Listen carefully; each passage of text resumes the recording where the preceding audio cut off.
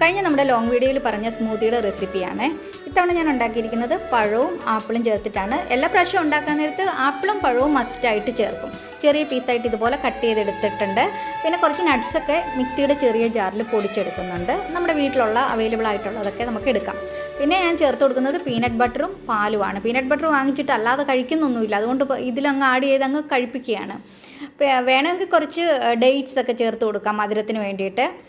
Dates പിന്നെ അല്ലാതെ കഴിക്കുന്നത് കൊണ്ടാണ് ഞാൻ ഇതിലേക്ക് ചേർത്ത് കൊടുക്കാത്തത്. അപ്പോൾ പഴവും പാലും പീനട്ട് ബട്ടറും കുറച്ച് ഐസ് ക്യൂബ്സും പൊടിച്ചു വെച്ചിരിക്കുന്ന നട്ട്സും എല്ലാം കൂടെ ചേർത്ത് നന്നായിട്ടൊന്ന് അടിച്ചെടുക്കുന്നുണ്ട്.